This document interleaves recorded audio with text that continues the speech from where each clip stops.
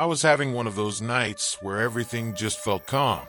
The house was quiet, the kind of silence that sinks in after a long day.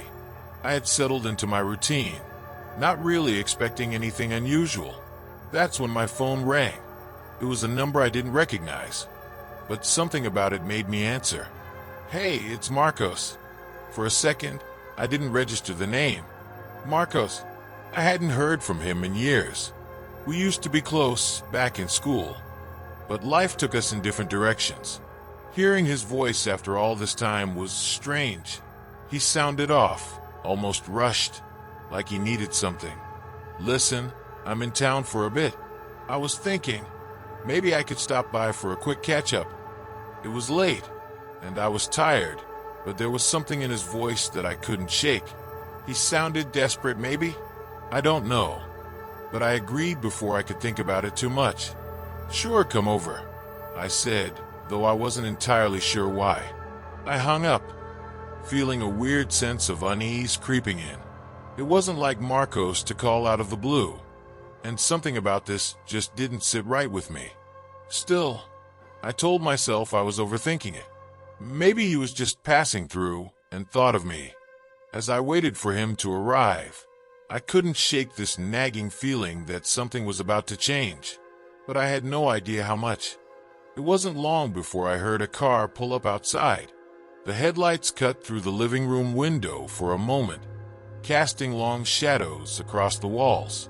I stood up, feeling a strange knot form in my stomach.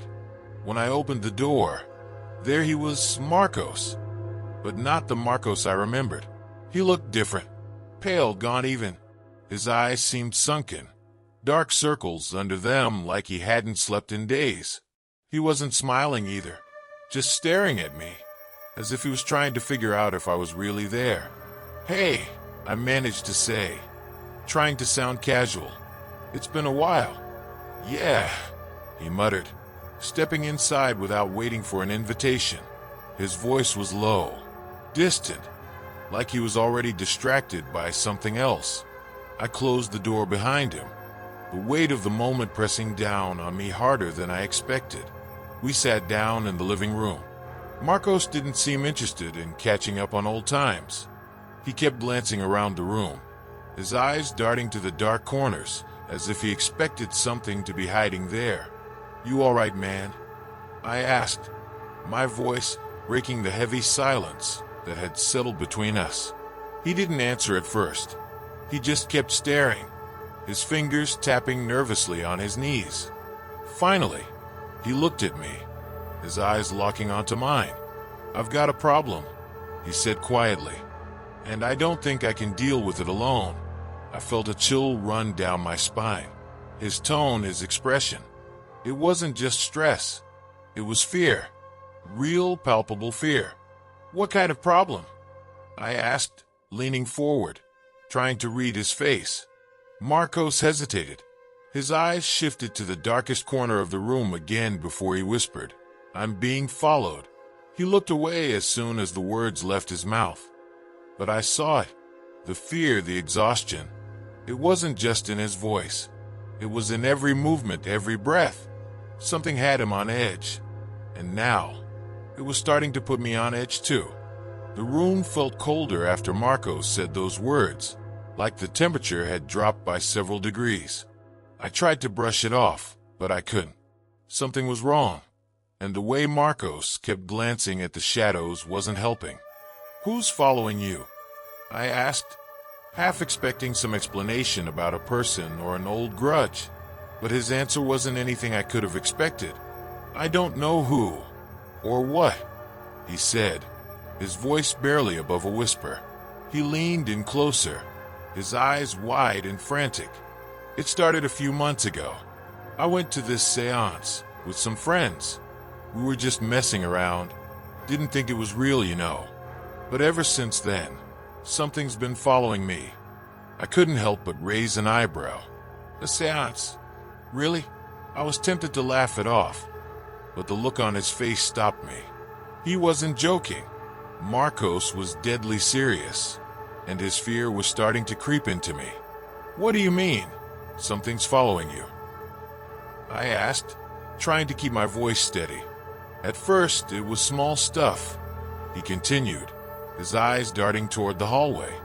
I'd hear footsteps in my apartment at night when no one else was there. Things would move, just little things, like a book on the shelf or a chair slightly out of place. I thought I was imagining it, that maybe I was just tired. He paused, running a hand through his hair, his fingers trembling slightly. But then it got worse. I'd wake up in the middle of the night, and I'd feel something, like someone was watching me. Sometimes, I'd catch a glimpse of it out of the corner of my eye. A shadow. But it wasn't my shadow. I felt my skin prickle as he spoke, a shiver crawling up my spine. This didn't sound like some harmless prank or an overactive imagination. Marcos genuinely believed he was being haunted, and the way he spoke made me start to believe it too. The worst part, he said, his voice shaking. It's not just happening at night anymore. It follows me everywhere. At work, at the grocery store, even in broad daylight. I can feel it. It's always there, just watching. I open my mouth to say something, anything to break the tension. But before I could, there was a faint tapping sound. It came from the hallway, just out of sight. I froze, my heart skipping a beat. Marcos's eyes widened, his head snapping toward the sound. "Did you hear that?" he whispered, his face pale. I nodded, my throat suddenly dry. The sound came again, a slow, deliberate tap. Tap, tap. My mind raced, trying to come up with a rational explanation.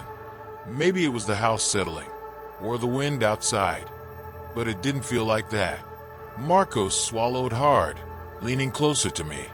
"It's here," he whispered, his voice trembling. "I told you, it follows me everywhere."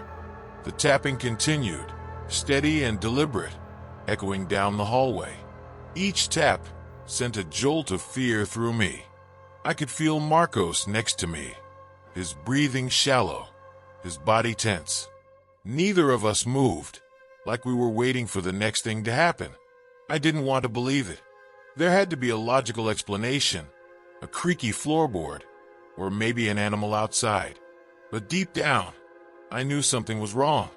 The air felt thick, suffocating, as if the house itself was holding its breath. "Stay here," I said, though my voice sounded far more confident than I felt. I got up slowly, my legs shaky, as I walked toward the hallway. The shadows seemed darker than usual, deeper, like they were hiding something just out of sight. Every step felt heavier, like I was wading through water. I reached the end of the hallway and flicked on the light, half expecting to see someone or something standing there. But there was nothing, just the empty hallway and the door at the end, slightly ajar. I turned back toward the living room, ready to tell Marcos that it was nothing, just our nerves playing tricks on us. But as I did, I saw something that made my heart stop. There, at the far end of the hallway, was a figure, a shadowy silhouette, barely visible in the dim light. It stood perfectly still, watching me. I couldn't make out any features, no eyes, no mouth. Just a dark shape that seemed to absorb the light around it. My breath caught in my throat. I blinked, hoping it was just a trick of the light. But it didn't move. It was real. It was there. "Marcos," I whispered, my voice barely audible. "There's something." Before I could finish, the figure moved. Not quickly, but slowly, deliberately. It took one step forward, then another, its form shifting slightly as it approached. I felt my legs lock up, frozen in place as it drew closer. Suddenly, Marcos was next to me, his hand gripping my arm tightly. "Do you see it?" he asked, his voice trembling. I nodded, my eyes still locked on the figure. It was closer now, just a few feet away. I could feel its presence, cold and oppressive, like it was draining the warmth from the air around us. "We need to go," Marcos whispered, his voice barely controlled. "Now." I didn't need to be told twice. We both turned and bolted back to the living room, the oppressive weight of the figure pressing on our backs. I didn't look back, I couldn't. All I could think about was getting out, getting away from whatever that thing was. We reached the front door, fumbling with the lock in our panic. Marcos yanked the door open, and we stumbled out into the night, the cold air hitting us like a slap to the face. But even as we stood outside, gasping for breath, I couldn't shake the feeling that we weren't alone. Marcos turned to me, his face pale and drawn. "It's not going to stop," he said, his voice hoarse. "No matter where I go, it follows." I wanted to reassure him, to tell him that it was over, that we were safe, but I couldn't. I had seen it too, and now I knew, deep down, that whatever it wasn't going to stop.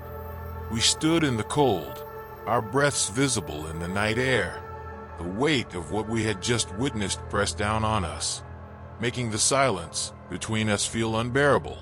Marcos was pacing, running his hands through his hair, muttering to himself. I, on the other hand, couldn't move. My mind was racing, replaying the image of that shadowy figure over and over. "We can't stay out here," I finally said, my voice shaky. "It's freezing, and it's not like we can outrun whatever that thing is."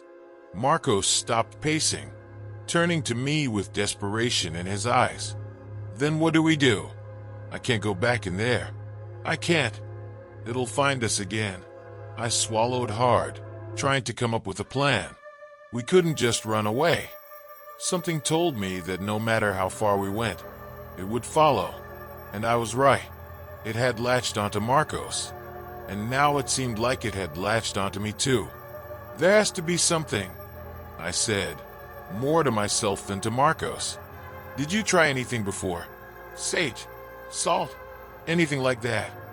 Marcos shook his head. I didn't think it was real at first, but now. His words trailed off, and we both stood there in silence, the weight of our situation settling in. Then, as if on cue, the cold air around us seemed to grow even colder. A chill ran down my spine, and I knew, without turning around, that it was there, the figure, watching us from the shadows of the house. "We need to go," Marcos whispered, his voice barely audible. "We can't just stand here." I nodded, my heart pounding in my chest. But where would we go? The roads were deserted, and the nearest house was miles away. Then, out of the corner of my eye, I saw the car. "Get in the car," I said, grabbing Marcos by the arm and pulling him toward the driveway. It wasn't much of a plan, but it was better than standing out here, waiting for whatever was following us to make its move. We scrambled into the car, slamming the doors shut. Marcos fumbled with the keys, his hands shaking as he tried to start the engine. The headlights flickered on, casting long beams of light across the front of the house. And that's when we saw it, standing at the edge of the light, just beyond the reach of the headlights, was the figure. It was clearer now, no longer just a shadow. Its form was twisted, unnatural, as if it didn't quite belong in this world. Its head was cocked to one side, and though it had no face, I could feel it staring at us. "Hurry!" I shouted, my voice breaking with fear. The engine roared to life, and Marcos slammed on the gas. The tires screeched against the gravel as we sped down the driveway, the figure shrinking into the distance behind us. But even as we drove, I couldn't shake the feeling that it was still there, following us, watching us. We didn't stop driving until we reached a small motel on the outskirts of town. Exhausted and terrified, we checked in, barely saying a word to the clerk. The room was small, musty, but it didn't matter. As long as it wasn't that house, I didn't care. Marcos collapsed on the bed, his face buried in his hands. "It won't stop," he muttered, his voice muffled. "It'll never stop." I wanted to tell him he was wrong, that we were safe now, But I couldn't. I had seen it too, and I knew the truth. Whatever this thing was, it was relentless, and I had a sinking feeling that no matter where we went, no matter how far we ran, it would find us again. We sat in the silence of that dingy motel room, waiting for the inevitable. Every creak, every shuffle outside the door made my heart race, my mind imagining that dark figure standing just beyond the threshold. And as the night dragged on, I realized something terrifying. It wasn't just Marcos's problem anymore. That thing had seen me now too. If you enjoyed this chilling story, don't forget to subscribe to Beyond Fear and hit the bell icon so you won't miss any of our upcoming videos. Here, you'll find more real stories filled with mystery, psychological horror, and the supernatural every week. Before you go, make sure to check out the 2 videos that just popped up in the end screen. I promise, they'll leave you with goosebumps. See you next time, if you dare.